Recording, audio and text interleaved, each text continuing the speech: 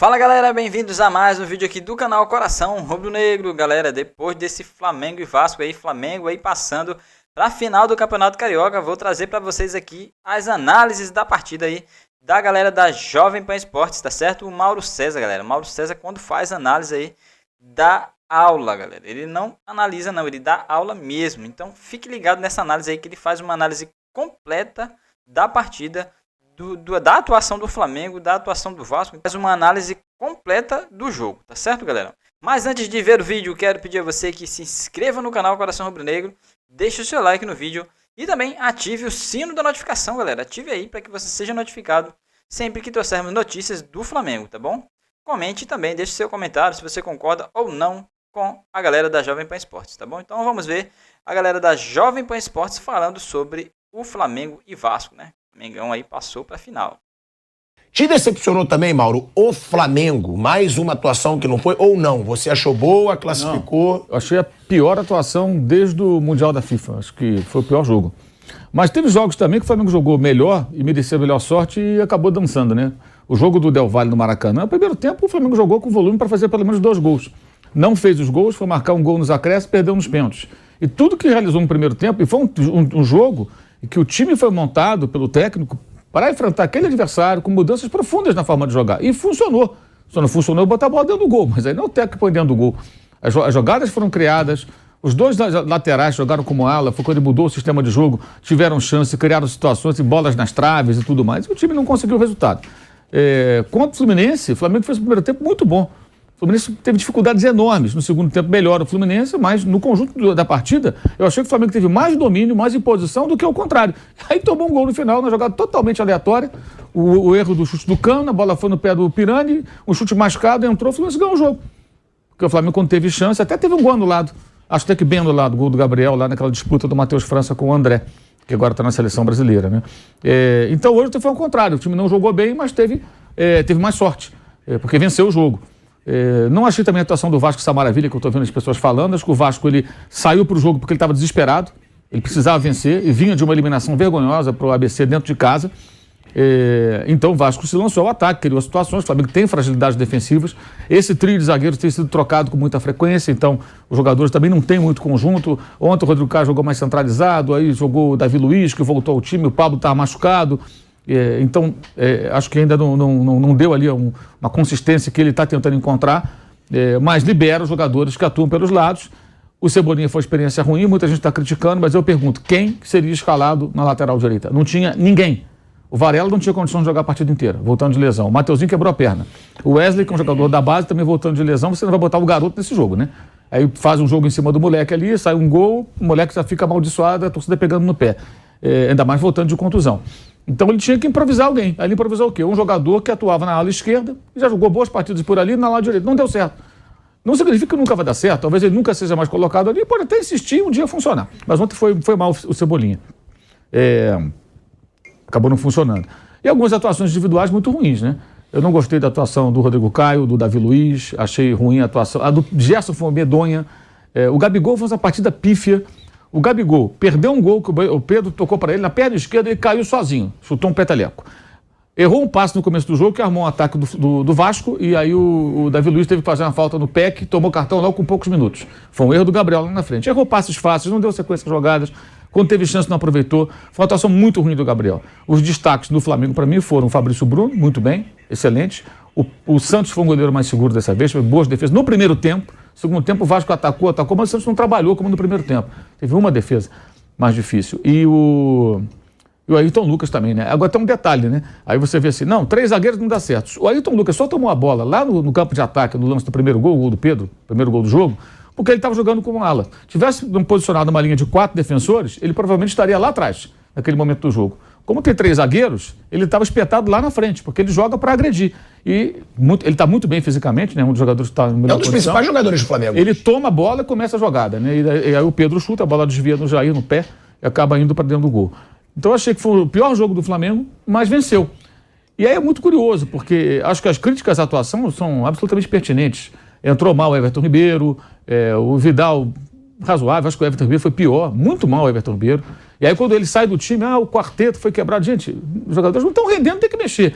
E acho que a grande notícia que muitos torcedores não querem enxergar é o seguinte: quando outros técnicos por lá passaram e o Gabriel jogava mal e não saía, falavam assim, tem medo de tirar o Gabigol, né? Vira e mexe, qualquer treinador, todos eles, sem exceção. Ah, tem medo de tirar o Gabriel. O Vitor Pereira está tirando o Gabriel toda hora. E ontem ele não aplaudiu tanto quanto ele vinha fazendo, eu acho né? que ele queria ontem, ficar já foi um pouco mais... Mas a saída dele foi necessária, ele não estava participando do jogo. E ali, quando ele faz a mexida que entra, embora tenha entrado mal o Everton Ribeiro, o Vidal não tenha ido tão bem, só a ocupação maior do meio campo, ele já deu uma sentada. Foi a hora que o Flamengo conseguiu ficar um pouco com a bola e tirar aquela pressão do Vasco, porque estava um jogo muito aberto, muito solto, muita trocação ali, o Vasco estava sendo perigoso. E o Vasco não jogava de forma muito organizada, mas ia no embalo, tinha que tentar alguma coisa. E tentava, do jeito que era possível. E estava muito perto de fazer um segundo gol naquele momento. Ali dá uma acalmada. Aí vem a saída do Arrascaeta, que se arrastava em campo. Até na coletiva depois o técnico falou, explicou, já se sabia isso, mas ele reforçou. Foi uma das únicas respostas que ele prolongou um pouco, né? Ele estava bem curto e grosso. Que ele explicou que já se sabia que essa notícia circulou durante a semana, que ele voltou a sentir problema no pubis. E ele falou, ele só jogou porque é uma meia-final, né? Lá em Portugal chamam de meia-final, uma semifinal, então por isso que ele jogou. Ele foi cortado da seleção uruguaia hoje. Foi cortado hoje, porque ele sentiu também uma lesão muscular. Então ele sai mancando de campo e a torcida chama o cara de burro. E ele bota o Matheus França, que tem entrado muito bem e é um jogador que ele está recuperando. O Matheus França, eu falei isso aqui antes, ele é muito bom, é muito talentoso, muito promissor. Já teve proposta de 20 milhões de euros, sei lá, do Newcastle. O Flamengo não quis vender. Mas acho que ele deu uma deslumbrada. Em campo você percebia um certo ar blasé em certas jogadas e tudo. Aí ele perdeu espaço. O Matheus Gonçalves, que é mais novo que ele, começou a jogar. E o que eu soube é que foi uma conversa com o jogador. Eu falei, cara, você tem que treinar, se dedicar e tudo para ganhar teu espaço. E o moleque parece que entendeu, renovou até o contrato recentemente. Você vê como ele jogou contra o Fluminense. Ele saiu de campo, depois de um jogo intenso. Ele que rouba a bola do André no gol anulado, e ele rouba a bola ontem do Rodrigo, que estava ganhando todas do Arrascaeta no físico. O Arrascaeta não conseguia disputar uma bola com todo o seu talento. Não adianta você ter... Eu sempre digo o seguinte... Jogou bem o Rodrigo do Vasco. Jogou bem até aquele momento. Que aí vem o Matheus França, ganha dele no corpo a corpo, que também é forte, descansado, arranca pro gol, sofre o pênalti, o Flamengo faz o segundo gol. Então a mexida foi fundamental. E as mexidas anteriores, mesmo entrando mal os jogadores, deram uma acalmada, que o Flamengo ocupou mais o meio campo, conseguiu ficar um pouquinho mais com a bola, porque o jogo estava assim, perde e ganha muito grande, o Gerson, um desastre. Teve uma jogada que o Gerson errou, assim, bizonha, que o Aguinaldo recuperou a bola, arrancou e foi sofrer a falta perto da área e ele foi reclamando. Assim, a atuação do Gerson foi uma coisa assim, pavorosa. E ele também saiu substituído. Então, ontem o que a gente viu foi assim, a torcida, em algum momento, parte da torcida, pegar no pé do técnico e tirou um jogador que não tinha condições. E isso também vai muito em função de uma crendice que alguns defendem, que é assim, não pode tirar o craque do time porque ele pode decidir a qualquer momento. Só que...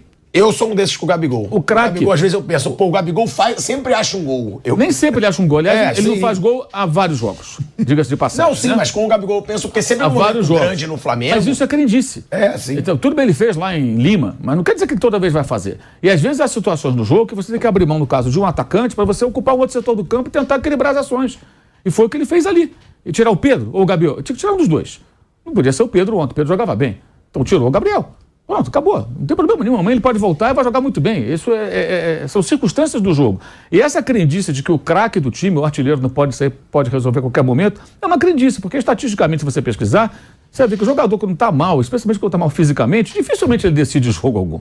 O cara quando está capengando, a chance maior é ele não fazer nada. São 6 jogos sem fazer gol. Não, exato, desde o Volta Redonda que ele não consegue fazer um gol. Ele fez 2, perdeu um pênalti, que é coisa rara, fez 2 gols, depois não marcou mais nenhum gol. E teve oportunidades. Em vários jogos. Ontem teve mais uma que ele chutou mal, caiu sozinho. Significa que o Gabriel não serve? Não. Ninguém está discutindo a qualidade dele, mas o momento não era bom. Então eu achei que foi um jogo ruim do Flamengo, bem ruim. Eu acho que o ponto positivo foi esse. O técnico está tirando os jogadores da zona de conforto. Ninguém tem lugar cativo. Todo mundo sai do time. Arrascaeta, Gabigol, Davi Luiz, qualquer um sai do time. O Santos já saiu do time, jogou o Matheus Cunha. E isso é importante. É importante, desde que ele tenha sempre respaldo. E que os jogadores entendam que não está bem e vai sair. Ele fez isso no Corinthians também. Alguns, inclusive, não gostam dele, talvez por isso. Porque ele colocava os miúdos para jogar. E foi necessário, em vários momentos no Corinthians, estar colocando os miúdos do Flamengo também. Já foi o Gonçalves, já foi o França, foi o Igor Jesus, já foi o Cleiton. Amanhã vai ser o Wesley, vai acabar entrando também na lateral direita, que vai precisar. O Mateuzão. O próprio Mateuzão já entrou, quer dizer, ele põe os garotos para jogar. E tem que colocar realmente, o Flamengo tem que dar uma oxigenada e tirar jogadores da zona de conforto. O Paulo Souza fez isso de uma forma um pouco atabalhoada, digamos assim, não funcionou. O Dorival, ele foi mais na conciliação, mas não dá para ser assim eternamente, entendeu? O jogador tem que... Não tá bem, tem que sair, cara. Não tem jeito. E ontem o Flamengo ganhou o jogo. E ganhou, queira ou não, depois das mexidas que ele fez. Ah, ele escalou mal, o time jogou mal. Tudo isso é verdade. Realmente não funcionou o Cebolinha, concordo. Mas durante o jogo ele fez mexidas boas. E ontem um ponto que eu achei bem legal foi o comportamento da torcida antes do gol. A torcida gritando e apoiando muito antes do gol, o que gerou uma reação. Quando o Vasco era melhor. Da torcida do Vasco, foi bem bacana, lembrando o velho Maracanã, né, de outros tempos, né? E isso eu achei bem importante, quer dizer, tem a Flávia Mimi ali enchendo o saco, vaiando o tempo todo, chamando o time de sem vergonha instantes antes de fazer o gol da vitória contra o Del Valle, quer dizer, um time sem vergonha faz um gol em 50 minutos. É o único time sem vergonha que faz gol da vitória aos 50 minutos, né? Mas houve isso naquele jogo contra o Del Valle. E ontem as vaias injustas, porque o jogador era visível, gente. O Arrascaeta saiu mancando. O cara tá no Maracanã, não tá vendo que o atleta tá sendo mancando, que ele não tá tirando o Arrascaeta porque ele é maluco. Ele só colocou o cara para jogar porque ele é muito bom. Ainda falou, ele só jogou porque era um jogo semifinal. De pubis, né? Exato, aí voltou o problema do pubis e tinha uma lesão muscular. E foi cortado hoje da seleção do Uruguai. O que eu acho que foi a grande notícia do Flamengo, porque pode fazer um tratamento com ele agora durante 2 semanas, né? E se ele fosse para o Uruguai, de repente até joga. Porque as seleções são assim, né? Inclusive a do Brasil. Quando quer colocar o jogador, tal, coloca e não quer nem saber. Não quer nem saber. Ó, meu pai é ortopedista José Asmar Filho, por sinal, como eu amo, e ele diz que a lesão no pubis é a pior que tem para o jogador de futebol. Claro, tem a cirurgia de rompimento, de ligamento, demais, né? Só que a do pubis demora muito para curar. Incomoda demais. Parece que ela tá curando, mas de repente volta. Ele diz que é insuportável para curar a lesão no pubis e ele fala que é uma das piores lesões para o jogador. E às vezes é isso que explica essa fase do Arrascaeta. Porque a gente se pergunta, pô, mas e o físico do Arrascaeta? O Arrascaeta, ele não acompanha a velocidade do jogo. Ele é muito talentoso. E aí, essa lesão volta, é preocupante. Tá aí, galera, você curtiu as análises aí da galera da Jovem Pan Esportes aí pra esse jogo aí de Flamengo e Vasco, né? Um jogo que foi bem disputado, né? O Flamengo jogando aí pelo empate, mas conseguiu a vitória já no final. E o Vasco aí se jogando pra cima o tempo todo, tentando marcar os gols. E isso abriu aí já no final. O Vasco não teve mais fôlego, né? O Flamengo mais inteiro, pelas substituições que fez. Isso fez com que o Flamengo ficasse melhor no jogo e marcasse os 2 gols, né? Que bom que o Mengão passou aí pra final, né? Notícia boa pra nós. E espero que também vença o Fluminense, né, galera? Vença o Fluminense para tirar essa zica aí. E que a gente possa vencer esse campeonato carioca para começar bem o ano, tá bom? Galera, pedir a você que curtiu o vídeo até aqui, que se inscreva no canal, galera. Nos ajude aí a chegar a 3.000 inscritos, tá certo? E essa meta aí, tá bom? Deixe o seu like também para ajudar na divulgação do vídeo. E ative o sino da notificação, porque assim você não perde nenhuma notícia do Mengão aqui no canal, tá bom? Então até o nosso próximo vídeo aqui no canal Coração Rubro Negro.